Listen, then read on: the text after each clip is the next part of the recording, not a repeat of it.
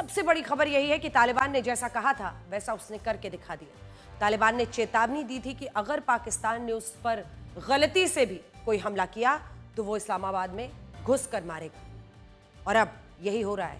तस्वीरें इसकी गवाही दे रही हैं, क्योंकि अफगान बॉर्डर फोर्सेस के प्रवक्ता उबैदुल्ला फारूकी ने आज तक को खुद बताया है कि तालिबान ने पाकिस्तान की राजधानी इस्लामाबाद में प्रधानमंत्री आवास से सिर्फ 5 किलोमीटर दूर कॉम्बैट ड्रोन से हमले किए हैं। इन हमलों में इस्लामाबाद के अलावा नौशेरा और एबटाबाद के भी आर्मी कैंप्स को निशाना बनाया गया है, और गल्फ न्यूज का यह भी दावा है कि इन हमलों में फील्ड मार्शल आसिम मुनीर के सलाहकार जनरल आशिक खान चौधरी की मौत हो गई है, जो एबटाबाद के मिलिट्री बेस पर मौजूद था। हालांकि पाकिस्तान के सूचना मंत्री अताउल्लाह तरार ने कहा है कि ये ड्रोन हमले टीटीपी के आतंकी संगठन फितना अल ख्वारिज द्वारा कराए गए, लेकिन पाकिस्तान ने समय रहते इन सभी ड्रोन्स को हवा में ही मार गिराया और इन हमलों में पाकिस्तान को किसी तरह का कोई नुकसान नहीं पहुंचा है। लेकिन आप सबसे पहले ये तस्वीरें देखिए।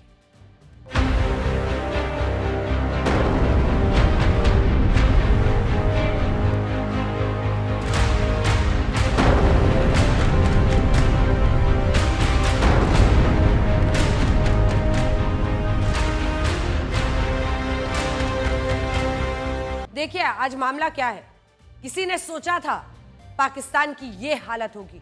ऑपरेशन सिंदूर में हमने उनके एक एक करके आतंकी ठिकानों पर जिस तरह से बमबारी की, जिस तरह से वो लोग वहां पर मारे गए, उससे पाकिस्तान की पूरी सच्चाई विश्व के सामने आ गई। लेकिन किसी ने नहीं सोचा था कि तालिबान पाकिस्तान की गर्दन तक पहुंच जाएगा और इस्लामाबाद में उसके ड्रोन्स दहशत पैदा कर देंगे। लेकिन आज ऐसा हुआ, और अब ये सवाल भी पूछा जा रहा है कि क्या तालिबान पाकिस्तान का डेथ वारंट लिखने वाला है। आज शाम को तालिबान सरकार के प्रवक्ता जबीहुल्लाह मुजाहिद ने एक प्रेस कॉन्फ्रेंस की, जिसमें उन्होंने बड़ी बातें कई सारी कही।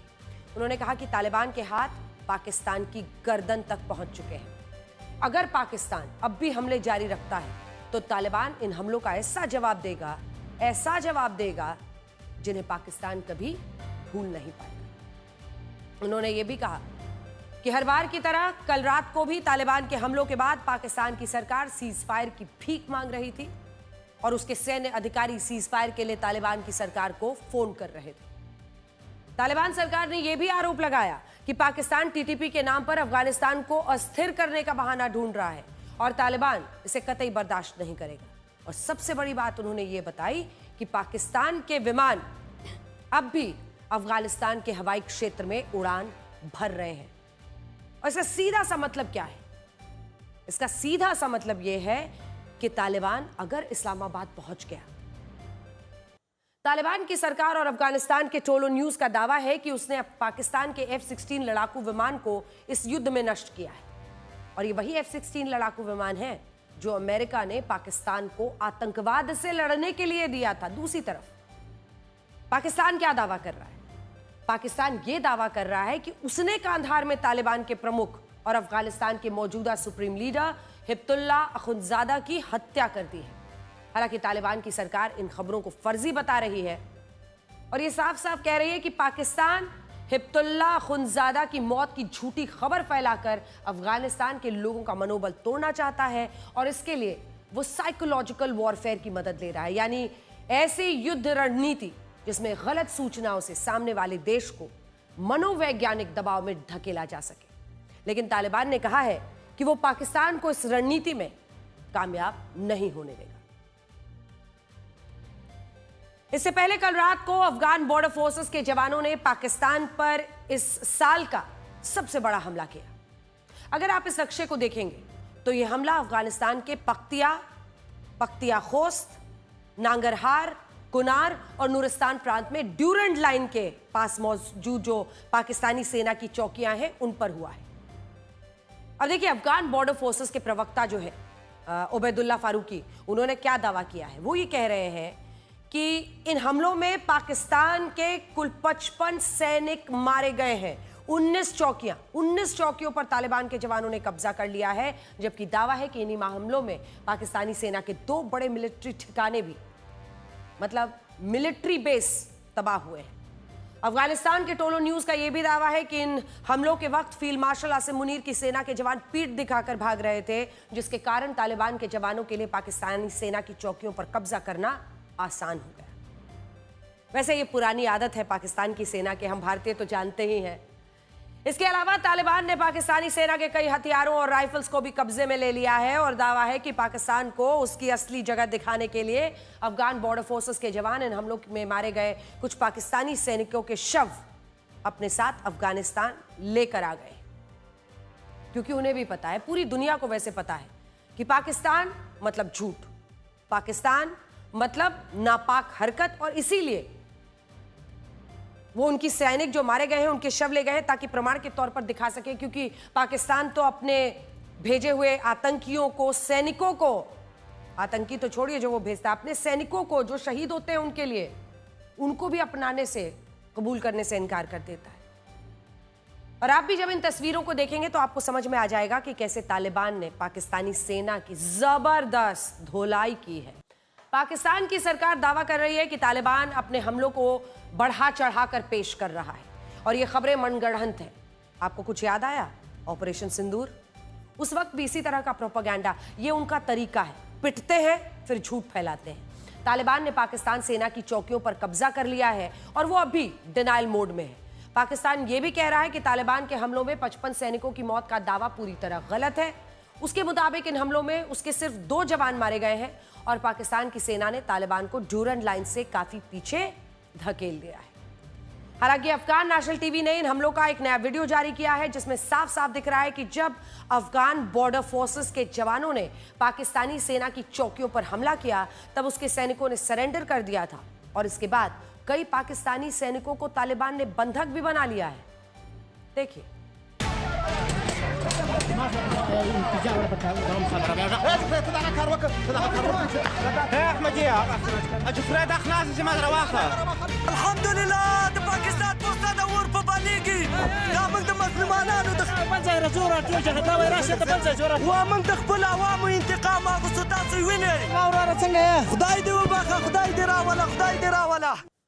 तालिबान ने पाकिस्तान पर यह हमले इसलिए किए क्योंकि पाकिस्तान की वायुसेना ने 21 और 22 फरवरी की रात को अफगानिस्तान के पख्तिता और नांगरहार प्रांत पर हवाई हमले किए थे।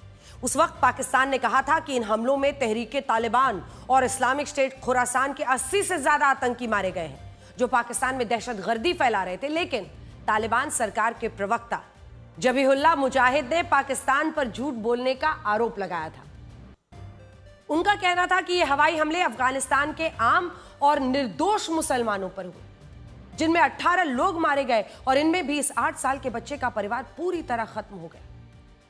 कल हमने आपको नूर आलम नाम के इस बच्चे की पूरी कहानी दिखाई थी और यह भी सवाल पूछा था कि फिलिस्तीन के मुस्लिम बच्चों की तरह अफगानिस्तान के इन मुस्लिम बच्चों का दर्द किसी को दिखाई क्यों नहीं देता। दर्द की ये दर्दनाक कहानी बार बार हम दिखाएंगे।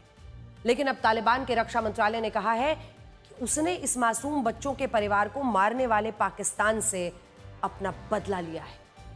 और अगर आप इन तस्वीरों को देखेंगे तो पाकिस्तानी सेना की चौकियों पर कब्जा करने के बाद तालिबान के जवान इन पीड़ित परिवारों के घर पहुंचे और उन्हें यह बताया कि अब पाकिस्तान अफगानिस्तान को कमजोर समझने की कोई भूल नहीं करेगा। अरब न्यूज और अल जजीरा जैसे मीडिया संस्थान तालिबान के हमलों को उकसाने वाला बता रहे हैं, लेकिन हमारा सवाल यह है कि जब पाकिस्तान रमजान के पवित्र महीने में अफगानिस्तान के मासूम बच्चों पर बम बरसा रहा था तब ये चिंता कहां चली गई थी? तब इनकी सारी मुश्किलें, सारे मानवाधिकार हवा हवा क्यों हो जाते हैं? तब इन बच्चों के आंसू किसी को क्यों नहीं दिख रहे हैं? और तब मानवाधिकारों पर पूरी तरह सन्नाटा क्यों छाया था? तालिबान के हमलों के बाद पाकिस्तान ने अफगानिस्तान की राजधानी काबुल, पख्तिया, कांदाहार प्रांत पर हवाई हमलों का दावा किया है और इसके कुछ वीडियोस भी जारी किए हैं।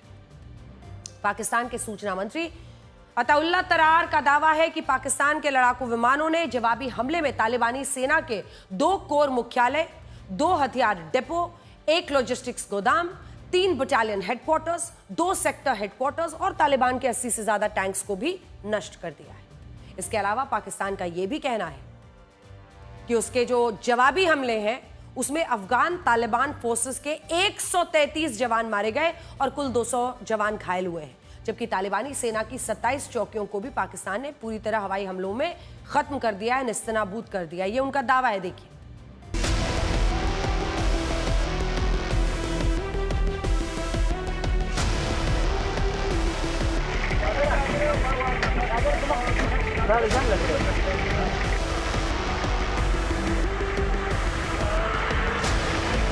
अब से कुछ देर पहले पाकिस्तान ने अपने नए बयान में यह बताया है कि कांधार में तालिबान का जो सबसे बड़ा ब्रिगेड हेडक्वार्टर था वो अब मिट्टी में मिल चुका है, जबकि पख्तिया, बाजौर और वली खान सेक्टर में मौजूद तालिबान की चौकियों को भी पूरी तरह से नष्ट कर दिया गया है। हालांकि तालिबान की सरकार ने पाकिस्तान के इन दावों को गलत बताया, बेबुनियाद करार दिया है और ये कहा है कि पाकिस्तान ने उस पर जवाबी हमले जरूर किए, लेकिन इन हमलों में उसके सैन्य ठिकानों को कोई नुकसान नहीं हुआ। पाकिस्तान का यह हमला दिखावटी था, यानी पाकिस्तान सिर्फ अपने लोगों को खुश करना चाहता है। आपको याद होगा ऑपरेशन सिंदूर में भी यही हथकंडा अपनाया था। यह दिखाना चाहता था कि उसने तालिबान को कड़ा सबक सिखा दिया है। ऐसा इसलिए भी कहा जा रहा है क्योंकि जिस काबुल में पाकिस्तान तबाही मचाने का दावा कर रहा है, उस काबुल से आज सुबह जो तस्वीरें आई सामान्य थी। कहीं से ऐसा नहीं लग रहा था कि काबुल में हालात खराब है। कुछ जगहों पर इन हमलों का असर जरूर दिखा, लेकिन जिस तरह से पाकिस्तान इन हमलों को पेश कर रहा है वो पूरी तरह गलत है। हकीकत यह है कि बॉर्डर पर तालिबान से पिटने के बाद पाकिस्तान की सेना और सरकार सोशल मीडिया पर उसके खिलाफ जंग लड़ रहे हैं और इस जंग में पाकिस्तान की सरकार रील्स बनाकर अपनी आवाम को मूर्ख बना रही है। और अब तो पाकिस्तान को एक ऑफिशियल रील डिपार्टमेंट बना ही देना चाहिए। कुछ तो प्रोड्यूस करेंगे, कुछ तो प्रोडक्शन का काम होगा। फेक रील्स बनाएंगे और झूठे रील्स बनाकर उसको फिर पूरी दुनिया में फैलाएंगे। कम से कम अपनी जनता की आंखों में धूल झोंकने के लिए उनके लिए आसानी होगी, किसी तरह अपनी गर्दन बचा पाएंगे। आप इस रील को देखिए जिसमें पाकिस्तान के कुछ लड़के लड़कियां तालिबान का मजाक उड़ा रहे हैं और ये कह रहे हैं कि फील्ड मार्शल आसिम मुनीर ने जब भारत को नहीं छोड़ा तो तालिबान को कैसे छोड़ेगा। लेकिन जानते हैं इस रील के डायरेक्टर कौन है? इसके डायरेक्टर और प्रोड्यूसर हैं पाकिस्तान के सूचना मंत्री अताउल्ला तरार। और इसीलिए हम कह रहे हैं कि वहां पर एक नई इंडस्ट्री और उसका मंत्रालय बना ही देना चाहिए। Reel industry, fake reel industry of Pakistan. देखिए, उन्होंने ही, ये जो मंत्री हैं उन्होंने ही तालिबान के हमलों के बाद पाकिस्तान सेना के इंटर सर्विसेज पब्लिक रिलेशंस यानी ISPR में इंटर्नशिप करने वाले युवाओं से ये रील बनवाई और इसे सोशल मीडिया पर अपलोड करा दिया। अब आप समझ सकते हैं कि पाकिस्तान की असली औकात यही है। वो सोशल मीडिया पर रील्स बनाने में जीत सकता है, लेकिन युद्ध भूमि में वो हमेशा पीठ दिखाकर ही भागा है, चाहे वो भारत हो या फिर आज अफगानिस्तान। एक तरफ तालिबान के खिलाफ पाकिस्तान की सेना और सरकार रील्स बना रही है, तो दूसरी तरफ पाकिस्तान के प्रधानमंत्री शहबाज शरीफ ये कह रहे हैं कि उनके देश की सेना किसी भी आक्रामक ताकत को तेजी से कुचल देने की पूरी क्षमता रखती है। इसके अलावा उन्हीं के रक्षा मंत्री ख्वाजा आसिफ ये कह रहे हैं कि तालिबान ने पाकिस्तानी सेना की चौकियों पर अपना हमला करके ओपन वॉर शुरू कर दिया है और अब तालिबान को इन हमलों की बड़ी कीमत चुकानी होगी।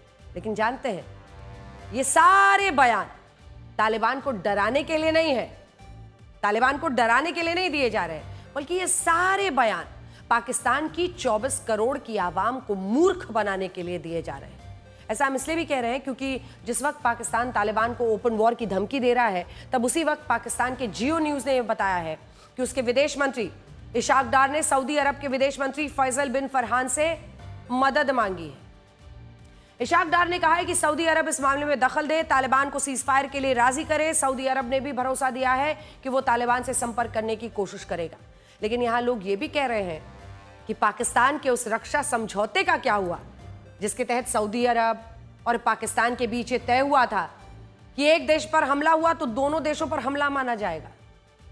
सच्चाई तो यह है कि आज हर कोई पाकिस्तान से 10 कोस की दूरी बनाकर रखना चाहता है। एक ऐसा आतंकी मुल्क जिसमें लगातार एक के बाद एक विश्व के सबसे कुख्यात आतंकी पकड़े जाते हैं। अब देखिए ना, पिछले 4 महीनों में तालिबान 2 बार पाकिस्तानी सेना की बुरी तरह पिटाई कर चुका है, लेकिन सऊदी अरब ने तालिबान के हमलों की निंदा की और निंदा करके पाकिस्तान को खुद पर छोड़ दिया। निंदा के सिवाय पाकिस्तान की कोई मदद नहीं की सऊदी अरब ने। यहां आपको यह भी समझना होगा कि जो पाकिस्तान मुस्लिम देशों का एक नेटो जैसा सैन्य संगठन बनाने का ख्वाब देख रहा है, वही पाकिस्तान रमजान के पवित्र महीने में उस अफगानिस्तान पर बम बरसाने के वीडियो जारी कर रहा है जहां की 99% आबादी, 99% आबादी, इतनी तो पाकिस्तान में भी नहीं है, 99% आबादी इस्लाम धर्म को मानती है, रोजे से है, रमजान का पाक महीना है। जब पिछले साल इजराइल की सेना रमजान के महीने में गाजा के खिलाफ युद्ध लड़ रही थी, तब सभी मुस्लिम देशों ने पूरी ताकत के साथ इजराइल का विरोध किया था। 57 मुस्लिम देशों के संगठन ऑर्गेनाइजेशन ऑफ इस्लामिक कोऑपरेशन ने तो संयुक्त बयान जारी करके, ये देखिए, जितने भी parliamentary union of OIC member states हैं, 19 मार्च 2025 की बात, यह कहा था कि पूरा मुस्लिम वर्ल्ड फिलिस्तीन के मुसलमानों के पक्ष में एकजुट रहेगा। The Media Observatory of Organisation of Islamic Cooperation the Israeli occupation violates, उन्होंने सीधा इजराइल के खिलाफ लिखा था, violates the sanctity of Ramzan. याद दिलाया था इजराइल को कि यह पाक महीना है और इस पाक महीने में आप जो खेल खेल रहे हैं, इजराइल को कहा था इन तमाम इस्लामिक देशों ने, आप जो लोगों को मार रहे हैं, मस्जिदों पर हमले कर रहे हैं और नमाज नहीं पढ़ने दे रहे हैं, ये सब कुछ गलत है। लेकिन आज ये उनका उस वक्त का स्टेटमेंट है जो मैं आज अपने हाथ में लेकर आई, क्योंकि इसमें वो साफ साफ ये लिखते हैं कि आप जो कर रहे हैं वो गलत है, ये रमजान का पाक महीना है। लेकिन आज हमारा सवाल ये है कि जब इसी रमजान के महीने में पाकिस्तान अफगानिस्तान पर हमला करता है, दो मुस्लिम देश एक दूसरे के मुसलमानों पर बम बरसा रहे हैं, तब ये चिंता क्यों नहीं दिखाई दे रही? और क्या ये सच नहीं है कि इजराइल यहूदी धर्म को मानने वाला देश है? इसीलिए फिलिस्तीन के मुद्दे पर मुस्लिम देश फूट फूट कर रो रहे थे, लेकिन यहां अफगानिस्तान पाकिस्तान दोनों मुस्लिम देश है, इसलिए यहां किसी को रमजान के महीने में मुसलमानों के मरने का गम नहीं हो रहा। आज मैं अपने साथ 57 मुस्लिम देशों के, जो मैंने आपको दिखाया, ओआईसी द्वारा जारी किए गए इस बयान की कॉपी लेकर आई थी। हमें इंतजार है कि ऐसा ही एक बयान ये तमाम इस्लामिक कोऑपरेशन वाले देश एक बयान तो जारी करें, कम से कम एक बार याद तो दिलाएं पाकिस्तान को कि ये रमजान का पाक महीना है और ऐसे में अगर आप नमाज नहीं पढ़ने देंगे, मस्जिदों पर हमले करेंगे, आम लोगों को मारेंगे, तो ये इस्लाम के खिलाफ है। आज कसौटी पर ये सभी जो ओआईसी मेंबर स्टेट्स हैं इस्लामिक कोऑपरेशन के, इन सब की कसौटी है, इन सब का इम्तिहान है। हालांकि ईरान के विदेश मंत्री सैयद अब्बास अरागची ने कहा है कि जिस रमजान के महीने में संयम और एकजुटता दिखानी चाहिए, उस रमजान के महीने में अफगानिस्तान और पाकिस्तान को बातचीत के जरिए अपने मतभेद सुलझाने चाहिए और ईरान इस मामले में दोनों देशों की मदद करने के लिए भी तैयार है। लेकिन मुस्लिम उम्मा का ठेकेदार बनने वाला पाकिस्तान इस वक्त ये साबित करने में लगा है कि वो तालिबान से कई गुना मजबूत है, कई गुना शक्तिशाली है, कहीं ज्यादा हमले कर रहा है, कहीं ज्यादा लोगों को मार रहा है, कहीं ज्यादा जो मुस्लिम है उनको मार रहा है। पाकिस्तान ने तालिबान के खिलाफ एक नया सैन्य ऑपरेशन शुरू किया है जिसका नाम है गजब लिल हक, और इसका मतलब होता है इंसाफ के लिए गुस्सा। पाकिस्तान और तालिबान के बीच ओपन वॉर, इसका मतलब क्या है? ओपन वॉर होने का मतलब यह है कि अब दोनों देशों के बीच जो सैन्य संघर्ष, जो हम एक तरह का संघर्ष देख रहे हैं, वो संघर्ष अब औपचारिक युद्ध में तब्दील हो गया है। जैसे यूक्रेन और रशिया एक दूसरे के खिलाफ आमने सामने ओपन वॉर लड़ रहे हैं, ठीक उसी तरह अब तालिबान और पाकिस्तान के बीच भी सीधा युद्ध लड़ा जाएगा जो काफी लंबा खिंच सकता है और इससे पाकिस्तान की मुश्किलें बहुत ज्यादा बढ़ने वाली हैं। अगर आप इस नक्शे को देखेंगे तो आपको पता चलेगा कि इस वक्त पाकिस्तान 3 मोर्चों पर घिरा हुआ है। एक तरफ बलोचिस्तान प्रांत में बलोच लिबरेशन आर्मी के लड़ाके आजादी के लिए संघर्ष कर रहे हैं और इसी महीने बीएलए ने पाकिस्तान के खिलाफ ऑपरेशन हिरौफ का दूसरा चरण शुरू किया था, जिसमें पाकिस्तान के 80 से ज्यादा सैनिक मारे गए। दूसरी तरफ खैबर पख्तूनख्वा, जहां पर तहरीके तालिबान पाकिस्तान यानी टीटीपी भी पश्तूनिस्तान बनाने की मांग कर रहा है, वहां उनके द्वारा लगातार हमले किए जा रहे हैं और अकेले फरवरी महीने में टीटीपी ने पाकिस्तान में 3 बड़े हमलों को अंजाम दिया है। और तीसरा मोर्चा तालिबान, अब तीसरा मोर्चा तालिबान की तरफ से खुल गया है और तालिबान खुलकर कह रहा है कि इस बार उसके हाथ पाकिस्तान की गर्दन तक पहुंच गए हैं। यहां आपको इन तस्वीरों को भी देखना होगा जो साल 2021 की है। यह वही साल है जब अमेरिका की सेना तालिबान को अफगानिस्तान की सत्ता सौंपकर वापस अपने देश चली गई थी और पाकिस्तान में तालिबान की वापसी का खूब जश्न मनाया गया था। उस वक्त पाकिस्तान के तत्कालीन प्रधानमंत्री इमरान खान ने कहा था कि तालिबान ने गुलामी की बेड़ियों को तोड़ दिया है और पाकिस्तान तालिबान के साथ है। इमरान खान ही नहीं, पाकिस्तान की खुफिया एजेंसी आईएसआई के चीफ फैज हमीद भी तब काबुल के दौरे पर आए थे। अगर आप इन तस्वीरों को देखेंगे तो उन्होंने तालिबानियों के साथ बैठकर चाय पी थी और बाद में इसी चाय को लेकर पाकिस्तान के विदेश मंत्री इशाक डार ने कहा था कि उन्हें यह चाय बहुत महंगी पड़ी। अब यहां आपके मन में यह सवाल जरूर होगा कि जिस तालिबान की वापसी का पाकिस्तान में इतना जश्न मना, चाय वाय पी गई, और जिस तालिबान को पाकिस्तान का जिगरी माना जाता था, वो तालिबान आज पाकिस्तान का दुश्मन कैसे बन गया है? तो इसके पीछे पाकिस्तान भारत को जिम्मेदार बताता है और आज भी पाकिस्तान के रक्षा मंत्री ख्वाजा आसिफ ने कहा है कि अफगानिस्तान भारत की कॉलोनी बन गया है।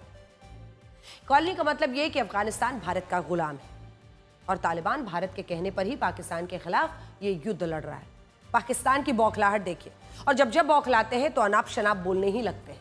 अब पाकिस्तान की तो ये मजबूरी है कि वो तालिबान के साथ खराब हुए अपने रिश्तों के लिए भारत को जिम्मेदार ठहराए, लेकिन हकीकत में इन बिगड़े हुए रिश्तों के पीछे एक दूसरी कहानी है। अमेरिका में हुए 9/11 के आतंकी हमले में पहले जब साल 1996 से 2001 के बीच अफगानिस्तान में तालिबान का शासन था, तब इस तालिबान को पाकिस्तान ने ही खड़ा किया था। पाकिस्तान के मदरसों में जिन मुजाहिदीन को अफगानिस्तान पर कब्जा करने के लिए ट्रेनिंग दी जाती थी, तैयार किया गया था, वही मुजाहिदीन तालिबानी बने और इन तालिबानियों की मदद से उस दौर में पाकिस्तान ने कश्मीर में एक के बाद एक कई आतंकी हमले तक कराए थे। साल 1999 में जब आतंकवादियों ने एयर इंडिया की IC-814 फ्लाइट को हाईजैक किया था, तब तालिबान का उन्हें पूरा समर्थन मिला और उस वक्त इस फ्लाइट को 6 दिनों तक कांधार एयरपोर्ट पर ही बंधक बनाकर रखा गया था और पाकिस्तान में इसका खूब जश्न मना कि तालिबान उसके लिए भारत के खिलाफ इस्लामिक जिहाद में साथ दे रहा है। इसके बाद जब अमेरिका ने 9/11 हमले के बाद तालिबान की सरकार को अफगानिस्तान की सत्ता से बेदखल किया और उसके खिलाफ वॉर ऑन टेरर का ऐलान किया, तब भी पाकिस्तान ने तालिबान की खूब मदद की, उसे अपने देश में छिपने के लिए ठिकाने तक दिए। साल 2021 में जब अमेरिका की सेना थक हार कर वापस अपने देश चली गई और अफगानिस्तान में तालिबान का शासन आ गया, तो पाकिस्तान में इसलिए जश्न मना क्योंकि पाकिस्तान ने सोचा था कि इस बार भी तालिबान भारत के खिलाफ इस्लामिक जिहाद में उसकी मदद करेगा। लेकिन जब तालिबान ने ऐसा करने से इनकार कर दिया और यह कहा कि वो भारत के साथ भी अपने रिश्ते रखना चाहता है, पाकिस्तान बौखला उठा, बर्दाश्त नहीं हो रहा और उसी दिन से तालिबान पाकिस्तान के लिए बड़ा दुश्मन बन गया है। और यह दुश्मनी तब और ज्यादा बढ़ गई जब तालिबान के विदेश मंत्री आमिर खान मुत्तकी भारत के दौरे पर आए। उन्होंने तालिबान की देवबंदी विचारधारा को हमेशा के लिए पाकिस्तान से अलग कर दिया और यह कहा कि तालिबान भारत की देवबंदी विचारधारा से प्रेरित है। और ये तस्वीरें आपको जरूर याद होंगी जब अक्टूबर 2025 में आमिर खान मुत्तकी का सहारनपुर के देवबंद मदरसे में शानदार स्वागत हुआ था। देखिए।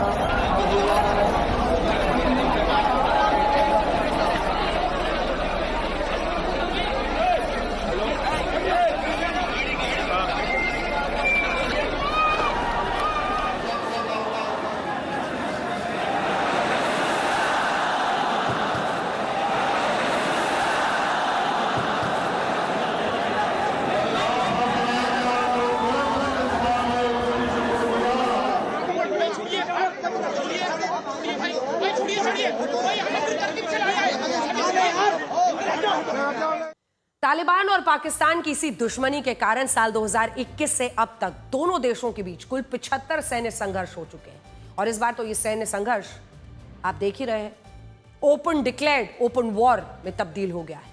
पाकिस्तान बार बार यह आरोप लगाता है कि तालिबान TTP और इस्लामिक स्टेट खुरासान जैसे आतंकी संगठनों की मदद कर रहा है, लेकिन यह आरोप भी पूरी तरह सही नहीं है। हकीकत तो यह है कि यह सारा विवाद ड्यूरेंट लाइन को लेकर है। हमने आपको पहले भी बताया है, जल्दी से बता देते हैं। 2640 किलोमीटर 2640 किलोमीटर लंबी ये ड्यूरेंट लाइन साल 1893 में तब खींची गई थी जब दुनिया के नक्शे पर पाकिस्तान नाम का कोई देश ही नहीं होता था। उस वक्त रशिया और ग्रेट ब्रिटेन के बीच साम्राज्यवाद का एक ऐसा खेल खेला जा रहा था जिसे द ग्रेट गेम कहते थे। फिर हुआ क्या, उस दौर में अंग्रेजों को डर था कि सेंट्रल एशिया के जरिए रशिया, अफगानिस्तान और फिर भारत तक पहुंच सकता है और इसी वजह से अंग्रेजों ने अफगानिस्तान को रशिया और ब्रिटिश भारत के बीच एक बफर जोन बनाया और इसके लिए अफगानिस्तान के साथ एक समझौता हुआ जिसे ड्यूरेंट लाइन अग्रीमेंट कहा गया। यहां ड्यूरेंट का मतलब सर मॉर्टिमर ड्यूरेंट से था, जो उस वक्त ब्रिटिश भारत के विदेश सचिव थे, और उन्होंने ही अफगानिस्तान के अमीर अब्दुल रहमान खान के साथ इस समझौते को अंतिम रूप दिया था। लेकिन जब साल 1947 में भारत का बंटवारा हुआ, तब अफगानिस्तान का कहना था कि इस ड्यूरेंट लाइन ने अफगानिस्तान के पश्तून समाज को 2 हिस्सों में बांट दिया है और ये सीमा रेखा फिर से निर्धारित होनी चाहिए, और यहां अफगानिस्तान की मांग गलत नहीं थी। अंग्रेज रशिया से ब्रिटिश भारत को बचाने के लिए अफगानिस्तान को एक बफर जोन बनाना चाहते थे, और इसीलिए उन्होंने बिना सोचे समझे एक ड्यूरेंट लाइन खींच दी थी, और इससे आधे पश्तून पाकिस्तान वाले हिस्से में चले गए, आधे पश्तून अफगानिस्तान में रह गए। इसी बात को देखते हुए अफगानिस्तान चाहता था कि भारत के बंटवारे के बाद पाकिस्तान और अफगानिस्तान अपना नया बॉर्डर तय करना चाहिए, लेकिन पाकिस्तान इसके लिए तैयार नहीं हुआ। आज तक अफगानिस्तान और पाकिस्तान के बीच ये ड्यूरेंट लाइन वाला विवाद चल ही रहा है, और इस विवाद में भी सबसे बड़ी भूमिका तहरीके तालिबान पाकिस्तान की है, जो ड्यूरेंट लाइन से लगे खैबर पख्तूनख्वा को एक अलग देश बनाना चाहता है, और इसे वो पख्तूनिस्तान या पश्तूनिस्तान कहता है। इसका मतलब होता है एक ऐसा देश जहां पश्तून यानी पठान मुस्लिम रहते हों। आज भी पाकिस्तान के खैबर पख्तूनख्वा की 2.5 करोड़ आबादी में 1 करोड़ 80 लाख पश्तून यानी पठान मुस्लिम हैं, जो खुद को पाकिस्तान से अलग मानते हैं, और पाकिस्तान भी इन पठान मुसलमानों से नफरत करता है। और इसका कारण यह है कि इनमें से बहुत सारे पश्तून मुसलमान खुद को भारत की देवबंदी विचारधारा से जोड़कर देखते हैं। पाकिस्तान भले कितनी शेखी बघार ले, लेकिन वो जानता है कि अफगानिस्तान को ग्रेवयार्ड ऑफ एम्पायर्स यानी बड़े बड़े साम्राज्यों की कब्रगाह माना गया है, और बड़े से बड़े देश भी अपनी सारी ताकत लगाकर भी अफगानिस्तान पर कभी जीत हासिल नहीं कर पाए। पहले ब्रिटिश साम्राज्य, फिर सोवियत संघ, उसके बाद साल 2001 से 21 के बीच 20 साल तक अमेरिका और नेटो देशों की सेनाएं अफगानिस्तान में मौजूद रही, लेकिन वो तालिबान को खत्म नहीं कर पाई। और इसलिए आप खुद सोचिए, जिस तालिबान को अमेरिका खत्म नहीं कर पाया, और अमेरिका को भी हार कर उसी तालिबान के हाथ में सत्ता सौंप कर जाना पड़ा, उसे पाकिस्तान कैसे खत्म कर देगा। साल 2001 से 2021 के बीच जब अमेरिका ने अफगानिस्तान में तालिबान के खिलाफ वॉर ऑन टेरर जारी किया, तब 20 सालों में अमेरिका में 4 राष्ट्रपति बदल गए। 20 साल खप गए, 4 राष्ट्रपति बदल गए अमेरिका के। जॉर्ज डब्ल्यू बुश से लेकर Barack Obama, Donald Trump, Joe Biden के कार्यकाल में अमेरिका सारी ताकत लगाकर भी, सब कुछ करके अपनी फौज के जरिए तालिबान का अंत अफगानिस्तान में नहीं कर पाया। ब्राउन यूनिवर्सिटी के एक रिसर्च पेपर के मुताबिक इन 20 सालों में अमेरिका ने तालिबान को खत्म करने के लिए आज के हिसाब से जानते हैं कितना खर्च किया? 209 लाख करोड़ रुपए। 209 लाख करोड़।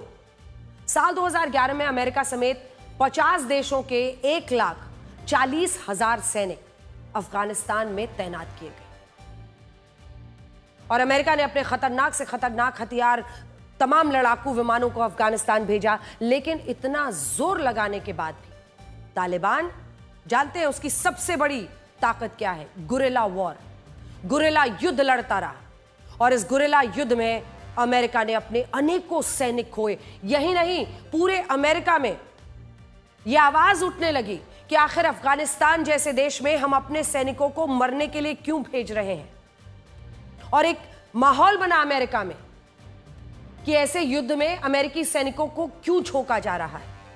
अमेरिका के 2300 से ज्यादा सैनिकों की इस युद्ध में जान चली गई, जबकि नेटो देशों के भी इस युद्ध में 1000 से ज्यादा सैनिक मारे गए। और इसके बाद भी तालिबान साल 2021 में वापस से सत्ता में आ गया, और अमेरिका की सेना को वापस अपने देश लौटना पड़ा। आज भी आपको वो तस्वीरें याद होंगी जब तालिबान का एक बार फिर से शासन शुरू हुआ अफगानिस्तान में, तो किस तरह की नौबत आई थी। और ऐसे तमाम लोग जो अमेरिका के आप मान लीजिए कि सरपरस्त या फिर उसकी जासूसी करते थे, वो सब कैसे विमानों से लटक लटक कर वहां से भागे थे। वो तस्वीरें खूब वायरल हुई थी, वो तस्वीरें पूरी दुनिया ने देखी थी। हर कोई हैरान रह गया था कि क्या ये अमेरिका के मुखबिर भागने के लिए इतने बेचैन हैं कि वो एरोप्लेन के विंग्स, व्हील्स हर जगह पकड़ पकड़ पर लटक लटक कर भाग रहे थे, बस क्योंकि उनको तालिबान के वापस सत्ता में आने के बाद जबरदस्त खौफ सता रहा था कि अब उनका क्या होगा।